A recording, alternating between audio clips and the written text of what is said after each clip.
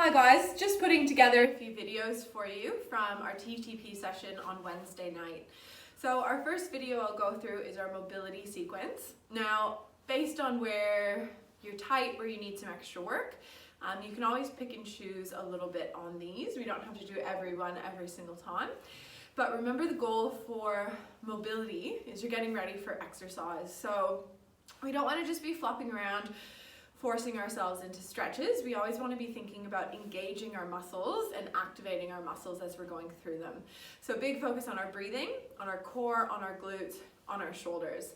So we can restore posture, whether you've been sitting down at a desk all day, you're a little bit hunched, core is switched off, glutes are switched off, or if maybe you've been quite busy all day and we need to bring a little bit of mobility back into our hips. So I'll just go through each exercise once.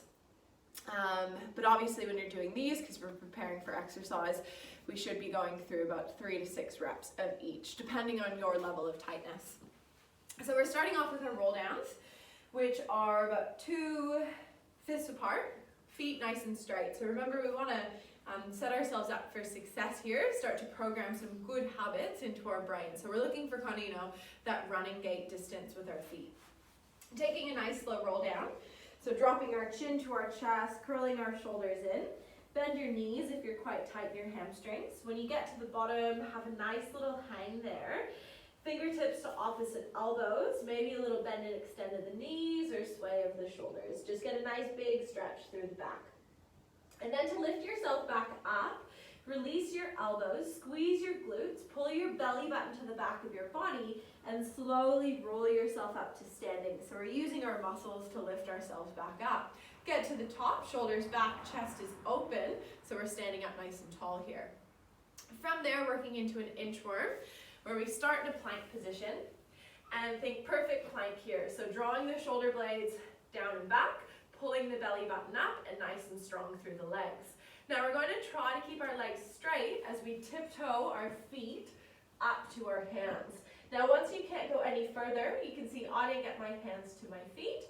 We're going to walk our hands back out to our plank, and then again set up that really nice strong plank position. From there, working into a lunge, world's greatest stretch. We'll take our knee down underneath our hip and think nice straight line here.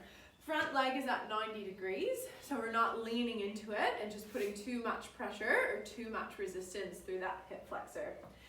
So then to stretch, what we want to do is reach both hands up and we think about tucking our tailbone under and engaging through the core. Have a nice little stretch through the hip flexor of the quad for about 3 seconds. Then take our hands to the inside of our foot. You're going to use your tricep to your knee to keep the leg in place, and a little bit of leverage to twist us open to the side. Now turn the head, look up towards your thumb to bring some rotation through the upper spine as well. From there, we'll roll it back into tabletop and just working through some simple cat-cows. So hands underneath shoulders, knees are underneath our hips, and we want to get a little bit of movement through our foot, through our ankle joint as well. So we're going to start off tucking our toes, taking our belly down to the ground, drawing our shoulders back, lifting up through the chin. So we're putting our back into extension. And then we untuck the toes and round our spine as much as we can. And think really push through the hands here to spread our shoulder blades apart. So we want to try to work through 2 really big extremes of the spine. And again, get the upper spine moving as well by moving through the neck. From our cat-cows, a little bit more rotation. We'll take our left hand a bit closer to the center of the body. Right hand reaches up and we're going to twist open to the right side. Again, turn the head, look up to the thumb. Then we take the right arm underneath the left elbow. Think belly button pulls back, glutes turn on. Try to turn our whole rib cage to the left. Get our right shoulder down, turn and look to the right side. And then again, once you're done there, open back up to the right. One more through tabletop. From here, core is engaged, leg kicks up. Now we want to make sure when we do that little donkey kick motion, we're not dumping through the back. So we want to think core is switched on so the back stays nice and flat. So that means we might not get our leg up as high on these guys. Now once we're kicking up, core is engaged, we're going to do a big circle around of the knee into a hurdle stretch and then draw the knees back together. So it's donkey kick up, Roll it open, back staying nice and still, staying stable, knees together.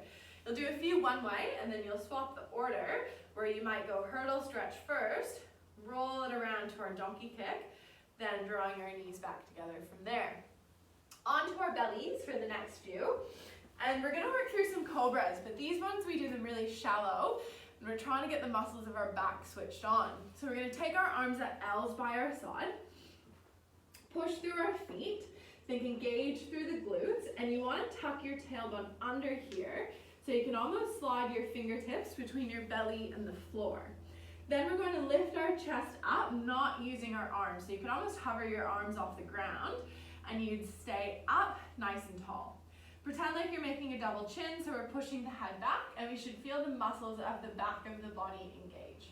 Hold for a few seconds, lower back down, and we'd work through that about 3 to 5 times. From there, lying on our side, side lying windmills, we want to do these quite specific because we want the rotation to come from the shoulders, the upper spine. So we're going to lie on our side, and then say if I'm lying to my left side, my left hand is going to grab my top knee. So my left hand is going to grab my right knee to hold it in place so the hips stay nice and stacked. Then the right hand's going to reach across to the left. I do a big windmill open, so I reach up and over top of my head, roll it open, arms into a T position, and I turn my head, look over to the right. Then I take that right hand, I cross it back over top of the chest, reach far to the left, and again, slow windmill open to that T position, turning, looking to the right side. From there, we'll stay on our backs, and we'll bring our knee in towards our chest, hold underneath our thigh. Pull that knee in nice and closely towards the belly, and then we're going to straighten the leg out just till we feel a hamstring stretch and bend back into it. So we're just working through that bend and stretch for about 6 to 10 times, and maybe each time slowly increasing the range of motion through the hamstring. Last one, up onto our feet, and this one will get a little bit more hip flexor, bit of balance, bit of stability, and then we'll also be able to get a little bit of movement through the foot. So we're going to grab our knee in towards our chest, stand up nice and tall, find our balance. Now we should already be feeling a really subtle hip flexor stretch through the leg that's on the ground. We'll bend and point our toes straight up, straight down for about 10. Again, trying to get as much range of motion as you can. And then take the foot in a few big circles one way, and then a few big circles the other way.